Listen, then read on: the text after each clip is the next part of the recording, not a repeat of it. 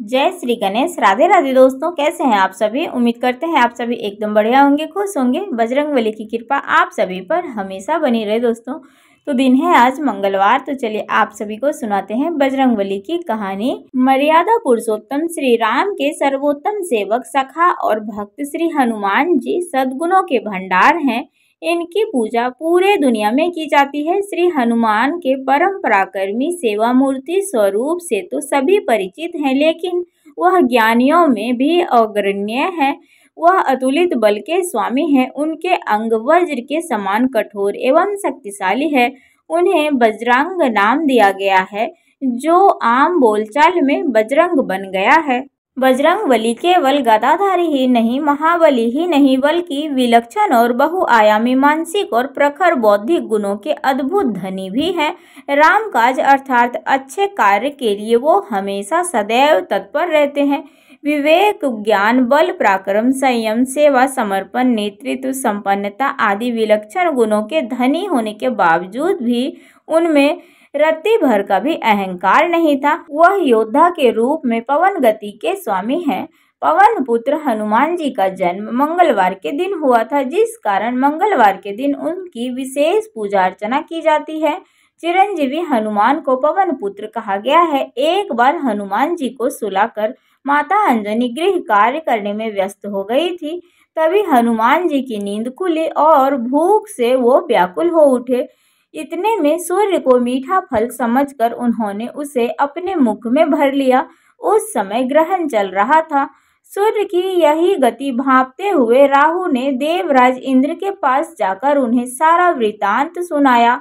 तब देवराज इंद्र ने देखा कि छोटे से हनुमान सूर्य को अपने मुख में रखकर खेल रहे हैं और सारा जगत त्राहिमाम कर रहा है।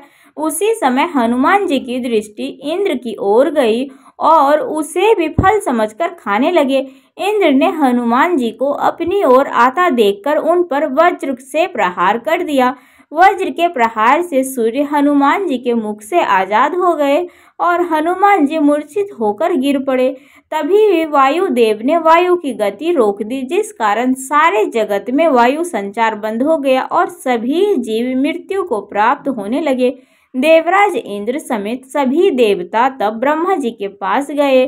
तत्पश्चात ब्रह्मा जी सहित सभी देवताओं ने वायुदेव के पास जाकर उनसे विनती की कि वायु का संचार प्रारंभ करे तथा सभी हनुमान जी को बल, बुद्धि और चिरंजीवी होने का आशीर्वाद प्रदान करे। तब हनुमान जी की मूर्छा समाप्त हुई और सृष्टि में नव संचार होने से मानव सहित सभी जीवों की रक्षा हुई।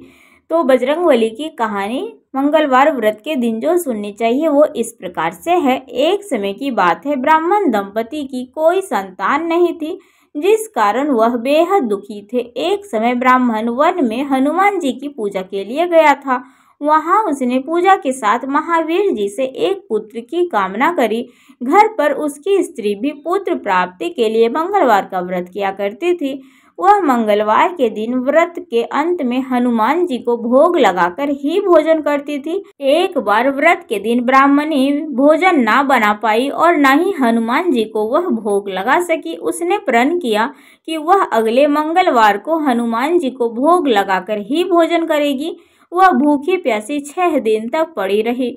मंगलवार के दिन वह बेहोश हो गई। हनुमान जी उसकी निष्ठा और लगन को देखकर प्रसन्न हुए।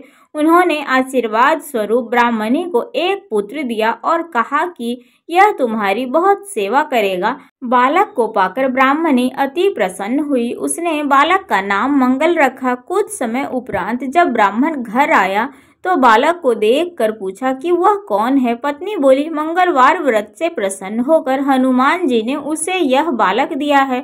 ब्राह्मण को अपनी पत्नी पर विश्वास नहीं हुआ। उसने एक दिन मौका देखकर ब्राह्मण ने बालक को कुएं में गिरा दिया। घर लौटने पर ब्राह्मणी ने पूछा कि मंगल कहाँ है। तभी पीछे से मंगल मुस्कुरा कर आ गया। उसे वापस देखकर ब्राह्मण आश्चर्यचकित रह गया। रात को हनुमान जी ने उसे सपने में दर्शन दिए और बताया कि यह पुत्र उसे उन्होंने ही दिया है और ब्राह्मण यह सत्य जानकर बहुत ही खुश हुआ। इसके बाद ब्राह्मण दंपति प्रत्येक मंगलवार को व्रत रखने लगे। जो मनुष्य मंगलवार व्रत कथा को पढ़ता या सुनता है और नियम से व्रत रखता है, उसे हनुमान जी की कृपा से सब कष्ट दूर होकर सर्व सुख प्राप्त होता है और हनुमान जी की दया के पात्र वो बनते हैं।